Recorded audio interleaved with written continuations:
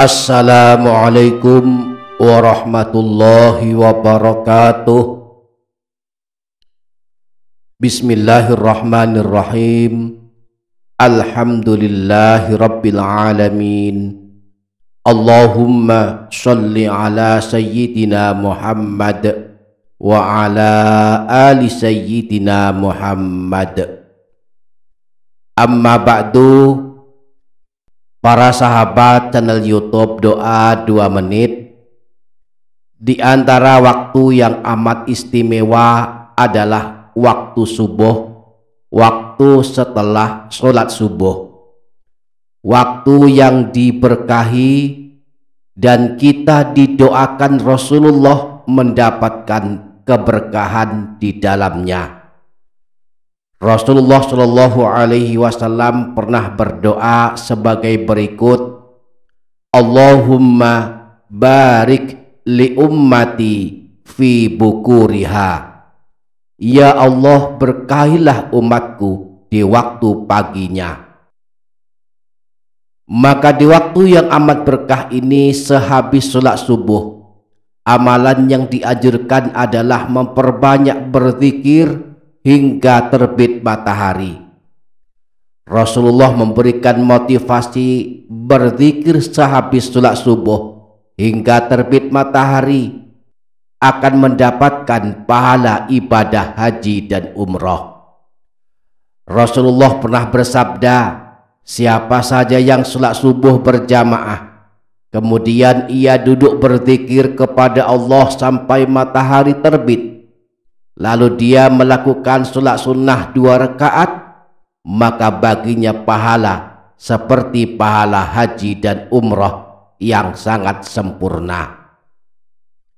Para sahabat channel YouTube Doa 2 Menit, maka dalam rangka memanfaatkan waktu istimewa setelah sholat subuh, selain berzikir dengan membaca wirid khusus setelah sholat subuh, adalah memperbanyak membaca Al-Quran.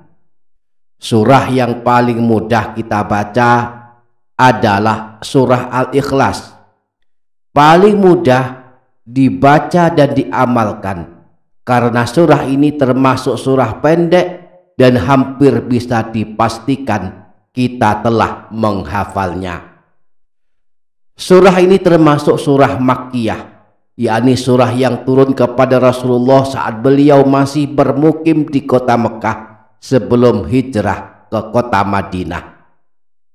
Disebut surah Al-Ikhlas yang artinya memurnikan, sebab surah ini pokok isinya adalah menegaskan keesaan Allah sembari menolak segala bentuk penyekutuan terhadapnya. Menurut para ulama, sebab-sebab turunnya surah Al-Ikhlas kepada Rasulullah adalah bahwa ada sekelompok kaum kafir Quraisy, di antaranya Amir bin Tufail dan Zaid bin Qais, menemui Rasulullah dan berkata, "Hai Muhammad, ceritakanlah tentang Tuhanmu kepada kami.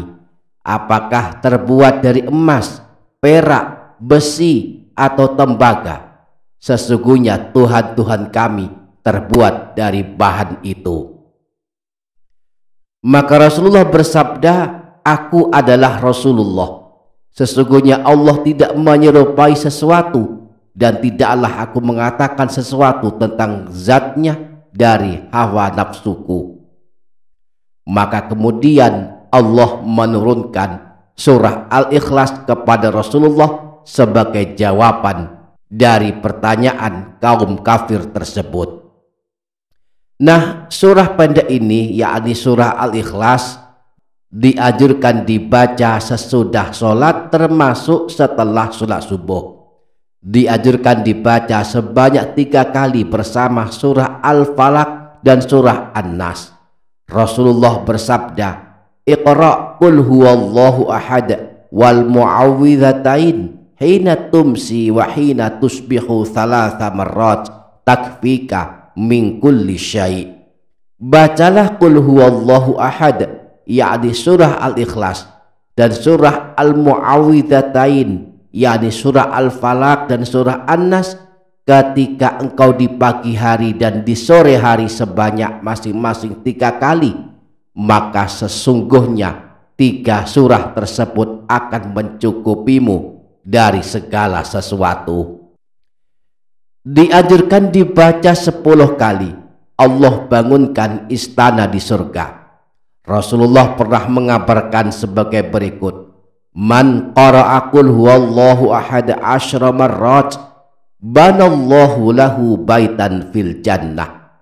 Siapa saja yang membaca surah Al-Ikhlas sebanyak 10 kali, maka Allah akan membangunkan untuknya sebuah istana di surga. Dibaca 10 kali sehabis sholat subuh, maka Allah akan menjaga kita dari perbuatan dosa. Rasulullah diriwayatkan pernah bersabda, Man qara'a qul huwallahu ahad ila akhirih ba'da sholatil fajri 10 marrat lam yasil ilaihi dzambun fi dzalikal yaum wa in jahada syaitanu. Barang siapa yang membaca surah Al-Ikhlas setelah sholat subuh sebanyak 10 kali, maka ia akan terlindungi dari perbuatan dosa di hari tersebut, meski setan terus menggodanya. Nah, kalau dibaca 12 kali surah Al-Ikhlas ini, maka seakan telah membaca Al-Quran sebanyak 4 kali. Sebagaimana disebutkan dalam hadis Rasulullah Shallallahu Alaihi Wasallam, beliau pernah bersabda, siapa saja yang membaca surah Al-Ikhlas sebanyak 12 kali setelah sholat subuh, maka dia seakan-akan membaca Al-Quran 4 kali, dan dia menjadi orang yang paling mulia di muka bumi pada hari itu jika dia bertakwa. Bahkan surah Al-Ikhlas akan menjadi amalan pembuka rezeki, penghapus hidup susah, penolak kemiskinan jika kita amalkan saat kita masuk ke dalam rumah. Rasulullah pernah bersabda, Man qara'a qul huwallahu ahad hina yadkhulu manzilahu nafatil faqra an ahli dzalikal manzili wal jiran. Barang siapa yang membaca surah Al-Ikhlas ketika dia masuk rumahnya, maka kefakiran, kemiskinan akan lenyap dari rumahnya dan rumah tetangganya. Demikianlah di antara kedahsyatan surah Al-Ikhlas.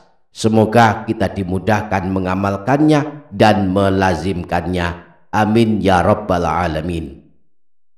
Demikian para sahabat, semoga dapat difaham dan dapat diamalkan. Semoga bermanfaat. Wassalamualaikum warahmatullahi wabarakatuh.